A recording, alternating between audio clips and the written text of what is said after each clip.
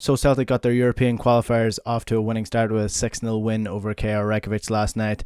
It was a great performance from Neil Lennon's side, and probably a performance that wouldn't have happened if the format hadn't changed to one-legged games. Elyounoussi got 2 goals, Greg Taylor got his first goal for Celtic, Chris Julian got a goal, and Odsonne Edouard got a brilliant goal and also forced an OG from a KR Reykjavik defender. First off, the Celtic starting team was quite different. They had Nir Beaton playing in centre back. Greg Taylor was pushing further up the left hand flank, with obviously Bolingoli is gone out of the team for the foreseeable future, and it was a good performance overall from Celtic in the end.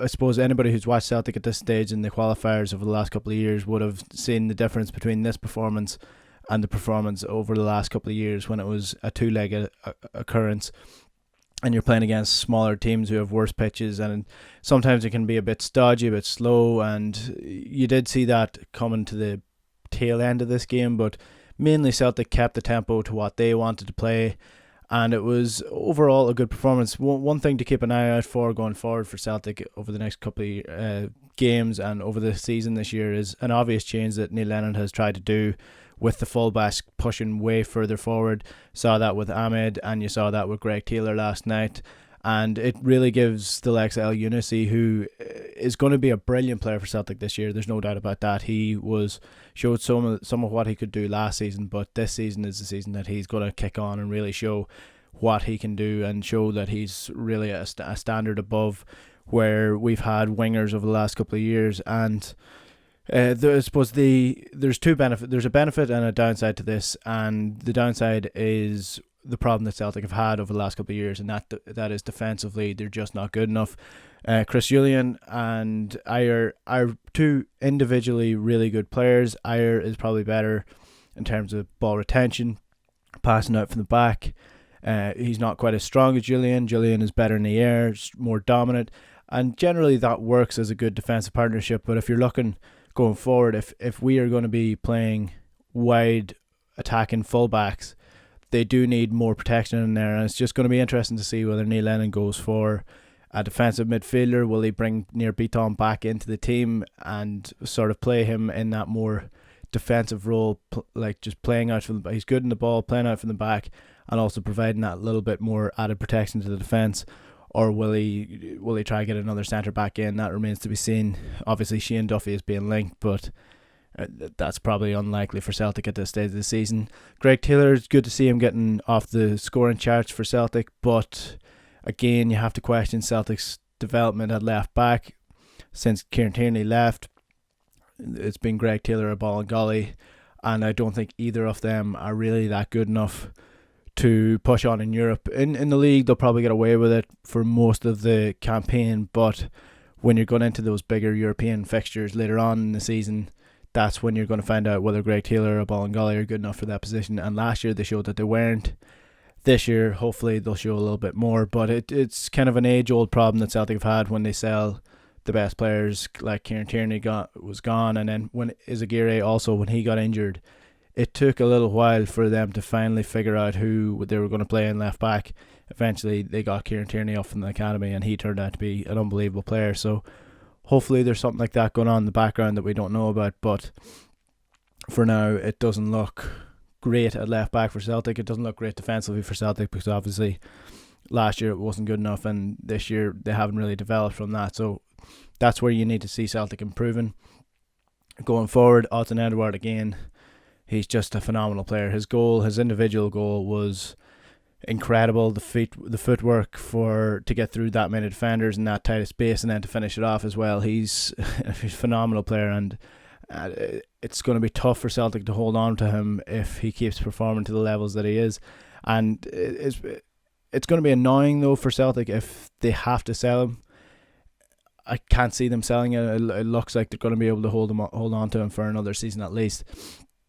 But he's going to be the player of the season again this year by far and away. He's kicked on from when Dembele left, and he's just taken on that reign of the striker, and he's going to be the key man for Celtic. What's going to be interesting though is if they're going to be playing two up front, or if they're going to switch in between him and a couple of other players over the next couple of seasons, especially the new signing. So it's it's all looking positive for Celtic so far. 2 good results, one in the league, one in the European clash. But going forward, where do Celtic go from here? Well, firstly, before we kick on to the league, the issue I have with this is the fact that Celtic are even in the first qualifying round of this Champions League, because KR Reykjavik are a part-time team, and there's plenty of other part-time teams in the Champions League first round qualifiers, and they're going up against a team like Celtic, who are champions 9 times in a row in the SPFL, and they don't stand a chance. So the whole point of this is to give teams from smaller leagues opposition of a similar standard so that they can possibly get into the Champions League, and Celtic are just not at that standard. And there are other teams like Warsaw, for example, who they beat Linfield last night. They're way above the standard as well, and you just have to question UEFA's rules. The one-legged game obviously makes it a bit more easy for Celtic to navigate their way through to this into the Champions League, but you just have to question why champions of their country in a league that isn't as weak as people like to make out are qualifying from the first round of the Champions League. And obviously I'm from Ireland. League of Ireland teams are also in this first round qualifier, and without doing any disrespect towards the National League in Ireland, I go to every game every Friday to watch the league. It's nowhere near the standard where they'll be competing with the likes of Celtic, because the teams just aren't good enough. But it's hard to know why Celtic are starting so early in the UEFA Champions League or in European qualifiers. It just doesn't make sense to me. They're far too good for that standard. But hey, that's UEFA. That's what they're going to do. But going forward in the league now, Neil Lennon spoke after the game about the importance of getting these games under their belt.